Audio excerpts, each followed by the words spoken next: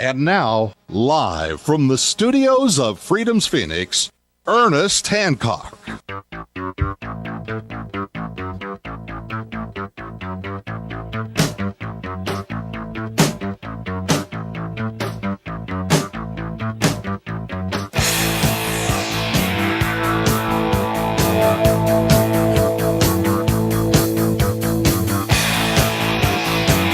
Welcome back to Declare Your Independence with me, Ernest Hancock, here in Phoenix, Arizona. Yeah, we're getting kind of a update on what's going on with the silver market and so on, because this is, Jerry's been through this over and over and over, and we've talked about this a lot of times in the past. And it's sad. I mean, to see someone that, they get suckered in, and they got some money and they know it's going, and they kind of are convinced that it's time to get some silver, it's going up, and they go and buy a bunch. And all the people that I know, they don't buy on the ups. They wait for it to do a little dump like this, and they go buy it. When the silver price goes down, they don't get all upset. That means it's time to go buy more. So I encourage you to take on this type of attitude, because will it go down again? No doubt, because they have to. But all I can count on is that bad guys being bad, and they are not going to stop increasing the money supply. They're just not. Because I don't. And when you have the Republicans come in at the Tea Party and they say, we're going to decrease the debt by $100 billion, or the deficit by $100 billion. $100 billion, we're decreasing, the deficit and the budget. We're going to $100 billion because we're good, Tea Party Republicans, $100 billion. Then it gets whittled down. It got down to like $30 billion or something. It's just nothing. And where are you going to take it from? Some little, lobbying group of we need, whatever.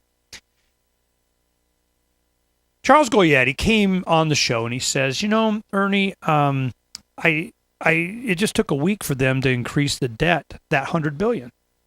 Yay, we're saved. And a week later, boom, they already spent it. So I'm going, this is just so sad, but there's so much other news going on that we can be, I don't know, at least encouraged by. So one of the things I wanted to bring up is that that we've been following a lot of technology and space and, different things that are really going to affect our lives way more than a lot of this other stuff, government doing. Now, of course, the economy and monetary system and regulation and licensing are always in the way. If they just got out of the way, we'd have so much to look forward to.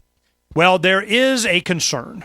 This is one thing that I don't really spend so much. There's a lot of stuff that happens, and I don't spend a lot of time on what's going on in space travel and the industry and everything like I think we should.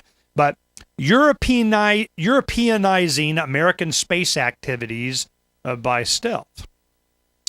What they're talking about is, it was interesting to me that this would make Pajama Media, which is a big-time Republican Fox News, them. And they put this in there, and it's almost like we're being set up. So I read it, and let me give you the one way down, probably halfway down or more in the article. It has this paragraph. In addition to this, it could make life more difficult for commercial space enterprises. For instance, the enhanced notification requirements will impose additional costs on launch and orbital operations. Beyond that, the Russians reportedly made noise at the UN in Geneva, home of the Office of Outer Space Affairs, a couple of weeks ago that they want the code to embrace their proposed transparency and confidence-building measures. These would require all satellites, rockets, and mating procedures to be inspected prior to launch by international observers. This would, in effect, require American commercial operators to allow foreign nationals in their operations and manufacturing flows, thus putting their intellectual property at risk, not just to their homegrown competitors, but to potentially hostile states. Let me tell you what this means. When we went to the Mojave Desert out there, and they did the launch of Spaceship One, we were in the after party in the hangar and so on, because we had the signs up: Spaceship One, Government Zero, government is lost in space, we're going to space, government's not invited, you can't hear the government scream in space. I mean, we had all kinds of signs having fun. When we were talking to the the gazillionaires there and their high-end attendees and the astronaut and the pilots of White Knight, the mothership that dropped it, all this we were having conversations. We made it very clear. The reason that one signed Dick Rattan came over and took Spaceship One Government Zero, he said when he grabbed it from me, he goes, I want to send a message to the media. That's the message we want. You knock yourself out, man. Rock and roll. I talked to the author of Rocketeers, which is one of the gentlemen that was covering this building up to the launch, and since then had written a book that was published in 2007 about the head guys involved in the commercial space race. You have Paul Allen, which was the partner of Bill Gates, gave $20 million for them to win the $10 million. I mean, I obviously wasn't looking to make money. So they did that. They were successful. Private space travel, they had some criteria, they win the prize done. Richard Branson pays to have Spaceship Two done. They just done their a lot of their testing. They're going to be done this year. They're going to start paying your 100, 200,000, whatever. You get to go to space, and ain't that cool? So they're doing that already. Bigelow Aerospace already has 2 private space stations in orbit now for the past couple of years. It's tens of thousands of orbits you never hear about. You'll hear about every single shuttle launch delay, but you won't hear about the private space station that's already in orbit now. What they also have, Elon Musk, which was the founder of PayPal. He got his gazillion dollars when he left and sold that and everything, and that was all to raise money because he always wanted to go to Mars.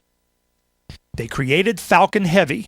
It was named after the Millennium Falcon of Star Wars. This is my age group, man. These guys, we've been inspired long time. I can tell you all kinds of stuff about how it affected a lot of decisions our generation made in this pursuit of space and the Star Trek episodes. I mean, this is, this tablet magazine thing. That's just, Star Trek tablets, man. In the old Star Trek, they had these tablets. Heck, they bring them into the next generation. Everything's on it. Might as well put a couple of sensors in. It's a tricorder.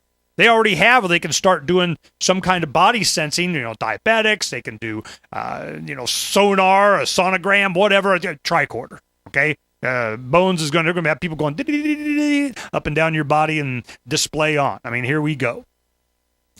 Elon Musk was inspired by a lot of this stuff. He has created a launch system now. They have a capsule called Dragon that's going to be what's the word I'm using? Taking up astronauts to the International Space Station.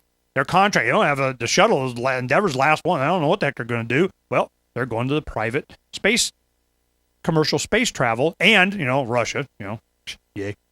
So here we have Falcon Heavy that can 4 launches. They put enough of the ship into orbit, colonize Mars.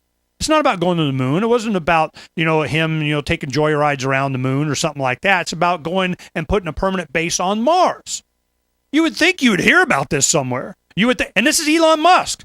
PayPal. Got the cash, know what I mean? Why don't you hear about this stuff? When we were in that hangar, we're saying, look, this is what we were afraid of. It's going to be government that's going to be shut. They're not going to be your partner. They're going to be shutting you down. And we had these philosophical discussions, and it got heated with some people. We're saying, look, we know what to watch out for. They had a positive experience with the government because when Burt Rutan did Voyager, which was around the world, took like 9 days, no refueling. Now, it's in the Smithsonian right now. It's called Voyager, and it was his brother, Dick Rutan, and a woman named Jean Yeager, no relation to Chuck Yeager, but they went around the world, taking turns, flying this vehicle, no fuel, no refueling. All they had to do that was get a tail number, an airworthiness thing, file a flight plan, and they went. And they said, only in America. Reagan administration, they're going, yeah, this is America. Freedom to do this kind of stuff, America. They had the same attitude going into this space race and thought they were going to have the same kind of quality. Heck no.